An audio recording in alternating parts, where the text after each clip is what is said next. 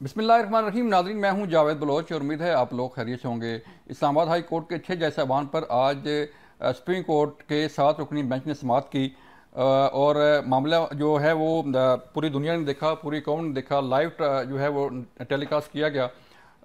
बराह रास्त नशियात चल रही थी और जज साहबान अपने रिमार्क्स भी दे रहे थे और इस खत के मुतल्लिक डिस्कस भी हो रहा था। अटॉर्नी जनरल अपना जवाब दे रहे थे।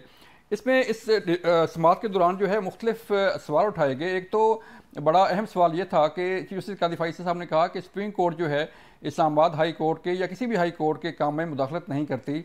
अगर ये मामला आया था, किसी ने प्रेशराइज किया था, तो इन जज साहबान के पास ये पावर थी, ये इख्तियार था कि वो कंटेम्प्ट ऑफ कोर्ट की कार्रवाई करते या उस वक्त जो है वो चीज़ें सामने लेके आते। और ये मामला कोई साल 1.5 साल पुराना भी है जिस पर जो है अब बात की जा रही है। और पहले अगर सुप्रीम कोर्ट ऑफ पाकिस्तान में इन जज साहबान के साथ मुलाकात हुई साबिक चीफ की, तो उसमें बतौर सीनियर जज उन्हें भी शामिल नहीं किया गया था। फिर इसके साथ साथ जो चीज़ें सामने आ रही हैं वो भी बड़ी काबिल गौर हैं और कि पुराना वाक़या जो है अब क्यों बयान किया जा रहा है, इस वाक़े पर सुप्रीम कोर्ट कैसे जो है वो एक्शन ले सकती है, इस वाक़े पर हाई कोर्ट के जज साहबान ने खुद एक्शन क्यों नहीं लिया। और फिर नाज़रीन एक और बड़ा इंतहाई तशवीशनाक सूरत हाल तब सामने आई कि इस्लामाबाद हाई कोर्ट के बाद सुप्रीम कोर्ट के जज साहबान, जिसमें कादी फाइज़ साहब भी शामिल हैं, उनको भी ख़त मिल गए हैं और उनको भी जो है वो धमकी आमेज़ एक जो है वो थ्रेट मिला है, एक उसमें पाउडर मिला है। और फिर लाहौर हाई कोर्ट के जज साहबान को भी ख़त जो है मौसूल हो गए हैं। आज समाअत तो हुई और 29 अप्रैल तक ये समाअत मुकम्मल भी होगी, तो क्या सुप्रीम कोर्ट ऑफ पाकिस्तान कोई एक्शन ले सकती है? बारे सबूत जो है वो किस पर आता है, सबूत किसने पेश करने हैं, किस इदारे के खिलाफ क्या कार्रवाई हो सकती है?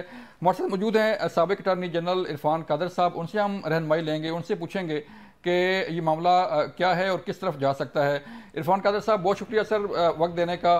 सर, आपने भी आज समाअत सुनी, हमने भी सुनी, देखा हमने भी, तो सर बताइएगा कि एक तो जो सवाल उठाया जा रहा है कि अगर किसी ने प्रेशराइज किया था तो उस वक्त कार्रवाई क्यों नहीं की गई, और अगर ये मामला साल 1.5 साल पहले पुराना का था तो उस वक्त जज साहबान जो है वो कार्रवाई कर सकते थे, लेकिन उन्होंने कार्रवाई नहीं की। सर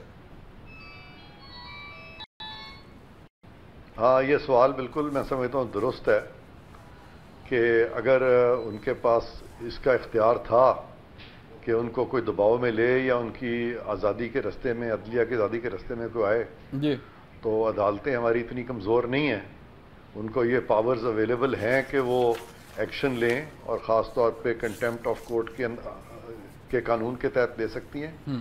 उसके अलावा उनको ये भी पावर है कि जिन लोगों ने इस तरह की कोशिश की है उनके खिलाफ वो पर्चे करवाएं, क्योंकि पर्चा सबसे बेसिक चीज़ है जिसके बाद के तफ्तीश शुरू होती है।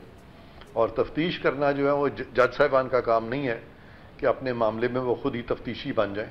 तो तफ्तीश का जो काम है वो तो अमूमन पुलिस का होता है, और वो पुलिस के सामने अगर ये क्वाइफ रखे जाते हैं, क्यों नहीं रखे गए, इसका भी जवाब जज साहिबान को देना पड़ेगा। तो मैं समझता हूँ कि ये बिल्कुल सही सवाल थे कि अगर उनके पास ये इख्तियार था तो उन्होंने क्यों नहीं इस्तेमाल किया।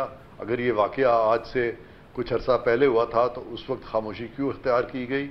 तो जज साहिबान से जब ये वजाहत मांगी जाएगी तो ऑब्वियसली उनको इसका जवाब देना पड़ेगा, और इसमें यह भी देखना पड़ेगा कि जब उन्होंने ये मामला चीफ जस्टिस के साथ उठाए, जिसमें कि इस्लामाबाद हाई कोर्ट के चीफ जस्टिस भी शामिल हैं और जिसमें कि पाकिस्तान के साबिका चीफ जस्टिस भी शामिल हैं, तो उन्होंने इस पर रद्द अमल क्यों नहीं दिया, उन्होंने इस पर एक्शन क्यों नहीं लिया। और जब उन्होंने इस पर एक्शन नहीं लिया तो इन जज साहिबान ने इतना अरसा खामोशी क्यों इख्तियार की, और अब क्या वजह थी कि उनको ये कहना पड़ा कि उनकी आज़ादी जो है वो पामाल की जा रही है। तो ये सारे सवाल जो है इसमें उठेंगे। ठीक कह रहे हैं आप। सर इरफान साहब, मुझे बताइएगा कि बाज़ जो है वो लोग ये कह रहे हैं कि इन जज साहबान को जो है तलब नहीं किया जा सकता और ना ही गुब्बारे सबूत इन पे आता है। सबूत पेश करना इन जज साहबान का काम नहीं है, उन्होंने बस लेटर लिखना था, लेटर लिख दिया। तो ये अगर जज साहबान पेश नहीं होंगे या सबूत नहीं देंगे तो फिर कार्रवाई कैसे आगे बढ़ेगी? सर बिल्कुल कार्रवाई आगे नहीं बढ़ेगी। और ये कौन सा कानून है जहाँ पे लिखा हुआ है कि जजों ने सबूत नहीं देना?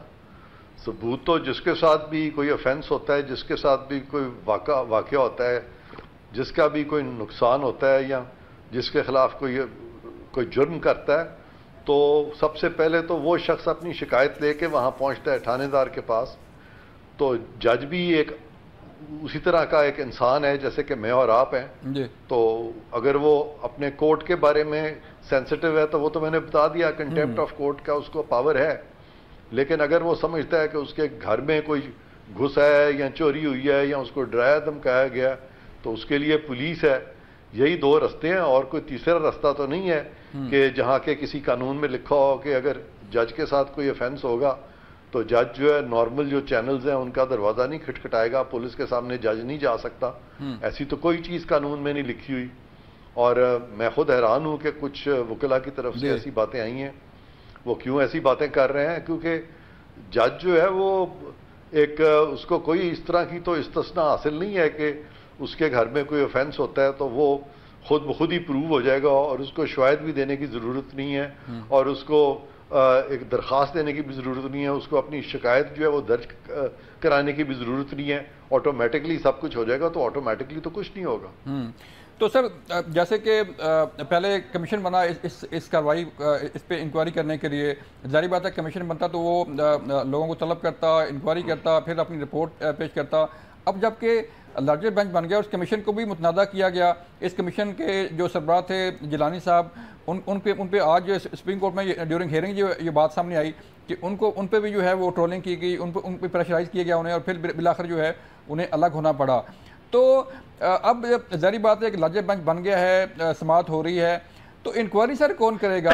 इंक्वायरी करके जो है वो चीज़ें सामने कौन लाएगा कि क्या वाकई को वाकई हुआ था या नहीं हुआ था? आपका बड़ा जायज़ सवाल है कि इस मामले में अगर सुप्रीम कोर्ट का फुल कोर्ट इसको टेक अप करता है जी, तो क्या वो खुद इंक्वायरी करेंगे सारी चीज़ में? जी। तो इंक्वायरी का तो इख्तियार नहीं है जजों को। और आज जस्टिस फायद ईसा चीफ जस्टिस ने बाकायदा आर्टिकल की तरफ बहुत एम्फोसिस ले किया, क्लॉज 2 ऑफ आर्टिकल 175 की तरफ, जहाँ पे उन्होंने अटॉर्नी जनरल से वो आर्टिकल पढ़वाया और उन्होंने कहा कि हमारा जो दायरा इख्तियार है वो तो महदूद है, हम तो उस हद तक ही जा सकते हैं जिस हद तक हमें कानून और आइन इजाज़त देता है। जो मामले हमारे करने के नहीं है कानून और आइन में, हम उन हदूद को नहीं छू सकते। तो उनको तो खुद इस चीज़ का ख्याल है। तो लिहाजा एक अदालत जो है वो खुद इंक्वायरी तो नहीं करेगी।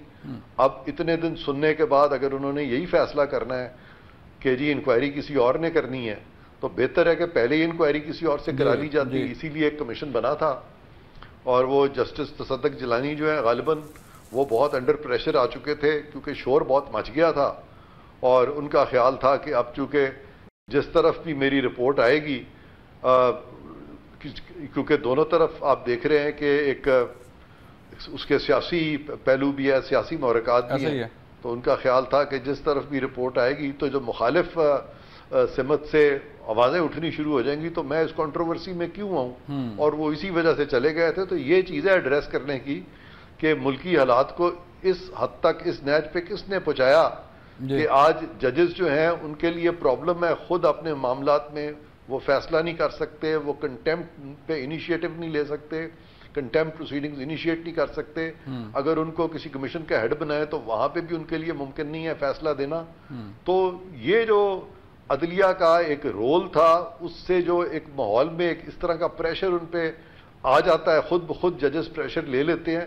वो माहौल किसने कायम किया था? तो मैं बता देता हूँ आपको किसने कायम किया था वो माहौल जो था वो अदलिया के अंदर से कायम किया गया था। क्योंकि जब जस्टिस इफ्तिखार चौधरी बहाल हुए थे तो उस वक़्त अदलिया की आज़ादी के नाम पे बहाली हुई थी, लेकिन वो आज़ादी जो थी बिल्कुल पाकिस्तान की सबसे ज़्यादा आज़ाद अदलिया जो है वो मार्ज़े वजूद में आ गई थी उस तहरीक के बाद।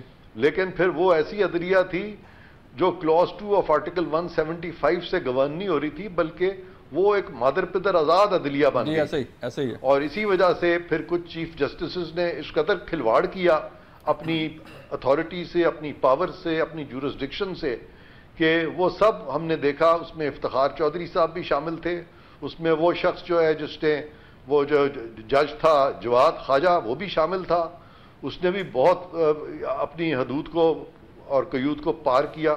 और फिर अभी रिसेंटली हमें याद है कि उन्होंने, एक जज साहब ने कहा था कि वो बाबा रहमते बन गए हैं, और एक जो थे उन्होंने अपनी मर्जी के बेंचेस बनाए, और फिर एक चीफ जस्टिस को कहना पड़ा कि अदलिया की जो आज़ादी है वो हमने विदिन, हमारे अंदर से हमने आज़ादी सलब की है।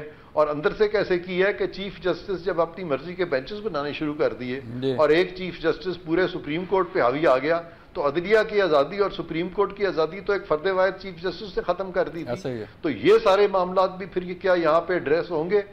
अगर ये भी सारे एड्रेस होंगे और एक ट्रांसपेरेंट एक्सरसाइज इस पे करेंगे, और अदलिया जो है खुद सुप्रीम कोर्ट भी अपनी इंट्रोस्पेक्शन करेगी और वो पॉइंट आउट करेगी ये फ्लॉज, तो बिल्कुल ज़रूर करें।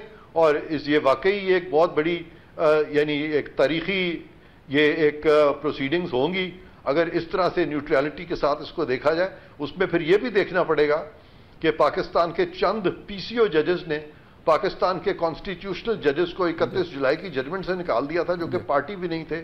एक वॉइड एब इनिशियो ऑर्डर के तहत ये सारा कुछ खत्म कर दिया था। उसमें यह भी देखना पड़ेगा कि जब एक जज निकाला जाता है और अदालत का फैसला आ जाता है तो क्या वो एक एग्जीक्यूटिव ऑर्डर से बहाल होता है। उसमें यह भी देखना पड़ेगा कि एग्जीक्यूटिव ऑर्डर से जो चीफ जस्टिस इफ्तिखार चौधरी बहाल हुए थे, क्या उन्होंने जो अपॉइंटमेंट्स की थी एक एग्जीक्यूटिव ऑर्डर से बहाली के बाद, तो क्या वो अपॉइंटमेंट जो थी वो कानूनी थी? तो फिर ये अगर सारा कुछ देखेंगे, न्यूट्रलिटी के साथ देखेंगे, तो जरूर देखें, इससे मुल्क का फायदा होगा। लेकिन अगर वो इस तरफ ना गए और कंप्लीट न्यूट्रलिटी ना मेंटेन कर सके, तो मैं समझता हूं कि ये सारी एक्सरसाइज जो फुल कोर्ट की, इससे कुछ भी हासिल नहीं होगा। चलें सर, बहुत शुक्रिया इरफान कादर साहब, आपने हमें वक्त दिया, हमारी रहनुमाई की, कौम की रहनुमाई की, और कानून बताया कि ये मामला किस तरफ जा सकता है और ये असल में कार्रवाई हो क्या रही है। मुझे एक ब्रेक भी कहा जा रहा है, जब ब्रेक से वापस आएंगे तो फिर हम बात करेंगे कि जो प्रोसीडिंग चल रही है 29 अप्रैल तक ये प्रोसीडिंग मुलतवी होगी, और जो मामला जो ख़त आना शुरू हो गए हैं, पहले इस्लामाबाद हाई कोर्ट में आए, फिर सुप्रीम कोर्ट, फिर लाहौर हाई कोर्ट में आना शुरू हो गए, ये मामला क्या है, इस पर भी बात करेंगे। मिलते ब्रेक के बाद।